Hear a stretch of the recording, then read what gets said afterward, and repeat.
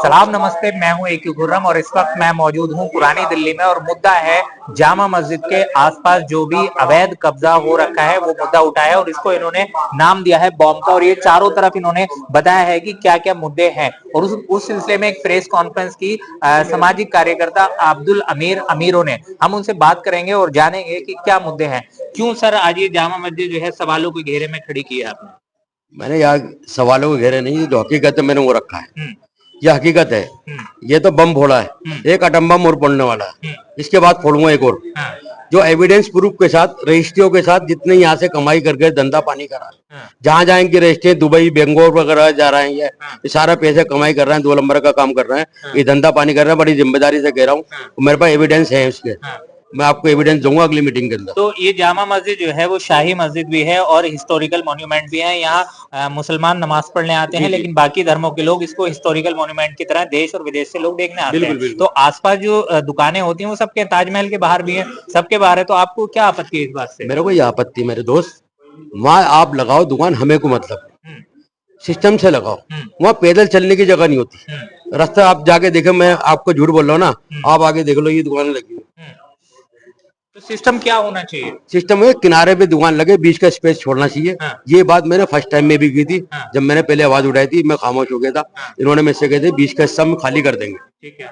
इन्होंने बीच का हिस्सा खाली नहीं करा। ठीक है। मैंने कहा साइडों में दुकान लगाओ, पैदल चलने वाला आए, गाड़ी लेकर आए, कोई भी आए, मार्केट में भी जाए, दुकान पे भी जाए, पटरी वाला कब्जा नहीं करे।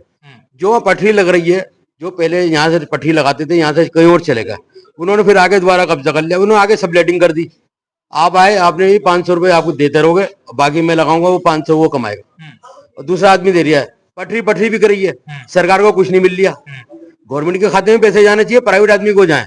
वहां के जो दलाल हैं, हाफिज जावेद पार्टी, वो कर रही है ना दलाली। वो सारे अपने आदमी लगा रखा है, अपने परिवार को, लोगों को लगा रखा है। अपने परिवार को 50 पटरी दे रही, 100 पटरी दे रही, ऊपर की लाइन में फला आदमी की, नीचे की लाइन फला आदमी की। इमाम बुखारी का क्या इन्वॉल्वमेंट है इसमें? उनके साथ के सारे उनकी टीम के लोग हैं।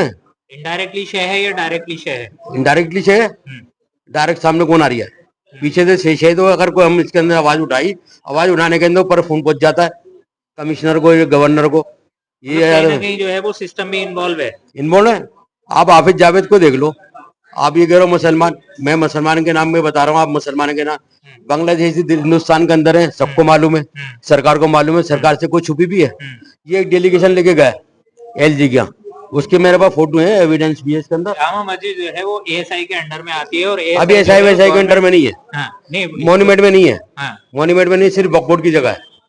मॉन्यूमेंट के लिए कहा है, लेकिन अभी अप्रूवल नहीं मिली, हाई कोर्ट में केस चल रहा है। अभी पिछले दिनों गुम्बद में उसके जो चोटी थी वो टूट गई थी, वो तो ASI के ऑर्डर पे सही हुई है। वो उनके ऑर्डर पे सही हुई, सरकार ने तो हो रहा है। नहीं, उनको उन्होंने कहा है।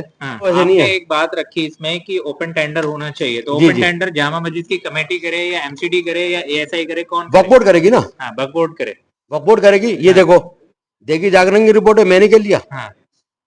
इसके अंदर हाफिज जावेद डेलीगेशन ले गए गवर्नर क्या, इसकी वीडियो है, फरहान जायजा ने वीडियो निकाली थी इसकी।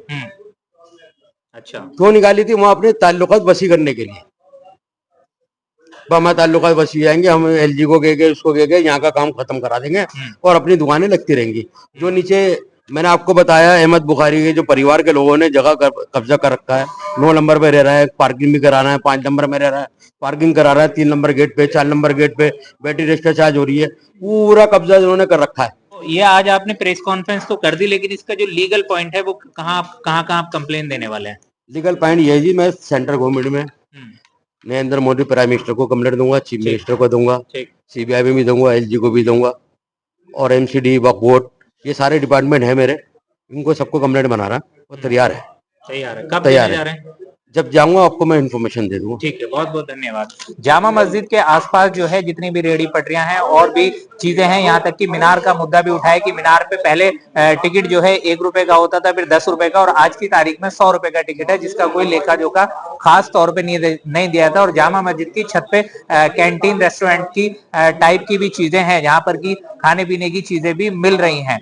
जब से भाजपा सरकार दिल्ली में आई है, अवैध जो कब्जा हो रहा है सड़कों पर, मार्केटों में, उसके मुद्दे लगातार दिल्ली में उठते हुए दिखाई दे रहे हैं। लेकिन इस वक्त जो है वो जामा मस्जिद के चारों तरफ अवैध कब्जे की बात आ रही है। और उसमें सबसे बड़ी बात यह है कि जो भी रेडी पटरियां वहां पे लग रही हैं, सीढ़ियों पे जो भी खाने पीने का सामान बेचा जा रहा है, वो कहीं ना कहीं इमाम बुखारी या फिर मस्जिद की कमेटी के संरक्षण में हो रहा है। इनडायरेक्टली ये आरोप लगाया जा रहा है इस प्रेस कॉन्फ्रेंस में। और इसकी कंप्लेन आगे करने के लिए ये सामाजिक कार्यकर्ता अब्दुल अमीर अमीरों ने बेड़ा उठाया है। देखना है कि ये कहां तक पहुंच पाते हैं और किस तरह से जामा मस्जिद का सौंदर्यीकरण हो सकता है और ये अवैध कब्जा हट सकता है। सड़क से संसद तक की हर एक खबर को जानने के लिए हमारे चैनल सलाम भारत को सब्सक्राइब करें। धन्यवाद।